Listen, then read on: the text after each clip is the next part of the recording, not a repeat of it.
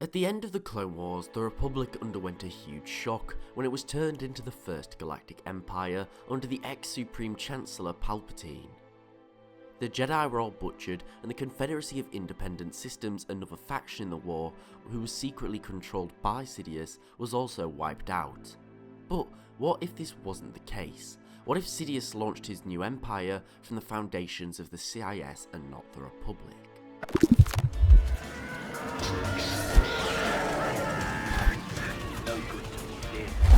Now, for this theory, we're going to be saying that Sidious plans to use the CIS as a base to build his new empire from, and subsequently he will destroy and disband the Republic. Now, this is going to be almost impossible realistically. For one, Sidious was the face of the Republic, and it's very unlikely anyone would follow his command if they worked out that he was behind the war. Secondly, the Republic was far more structurally sound than the CIS, and had more resources to use for his empire.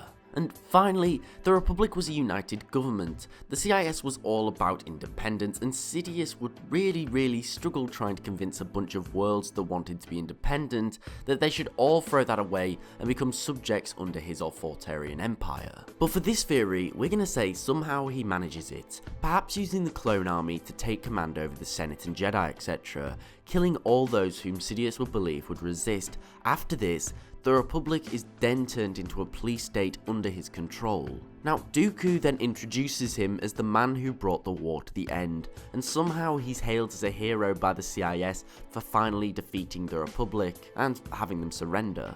Now, there's no real way Sidious can become the leader of the CIS. Granted, the separatists would like him for having the Republic surrender, but generally history favours the victors, so I think Dooku would have the clones surrendered to him along with all Republic territory. This means that Dooku is basically going to be the most powerful man in the entire galaxy, and I believe Sidious would rule the galaxy through proxy of Dooku. Now, from here, Dooku would take steps to become more and more authoritarian under his master, and all worlds would be forced under the CIS, and its original founding members would likely have far more power than those that were once part of the Republic during the war. It's going to be very difficult for Dooku and Sidious to forge an empire from fiercely independent worlds, so my guess is Dooku would control both the clone army and droid army and keep them active, and by doing this, he collectively has control over the largest military force in the galaxy. He would fund this through taxes, but taxes would be more proportional in this galaxy. They'd be based on planetary income, and ex-Republic worlds would likely be taxed far more in the way of reparations. It's important to remember, taxes were one of the big contributing factors to the Clone Wars, so it's important Dooku doesn't push too hard, particularly with regards to the Separatist Council and their businesses, as he needs to keep them happy. As under Sidious's empire in our timeline, he dissolved the Separatist Council's business and made them part of the Empire.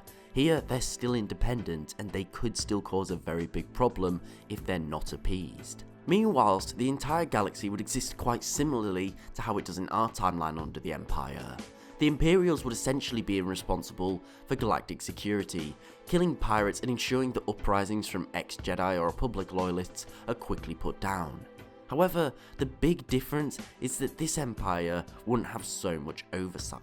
Big companies and systems would be relatively free to do whatever they wanted. They could make their own laws regarding slavery and other practices that the Republic perhaps saw as wrong, and in return for this freedom to do whatever they wanted, they would simply have to pay some taxes to the CIS, which would essentially be the Empire at this point, and that would just be responsible for keeping them protected. Now, I do believe that it's inevitable that over time, Sidious would have Dooku get more power. He would organise coups in businesses and have them taken over by loyalists to him, and realistically, all of these businesses and certain important systems will begin to be dissolved by this CIS government. Essentially, this empire will become far more powerful, but very slowly, as opposed to the empire in our timeline, which went from a republic to an all-powerful empire basically overnight. If worlds were reluctant to pay their taxes and do as this empire said, I believe that Sidious would command Dooku to simply invade, oust their government, and put someone in place that would be a sympathiser. Essentially, as opposed to an all-powerful empire,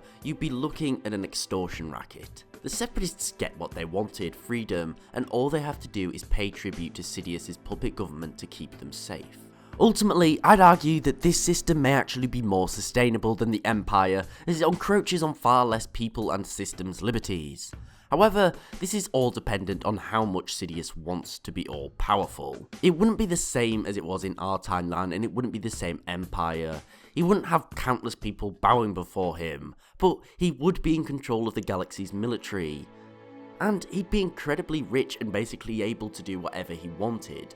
Things just would take a lot longer. His entire rule would essentially kind of be an illusion. For this reason, realistically, I believe it would only be a matter of time before Sidious built his Death Star and ordered complete control over the galaxy.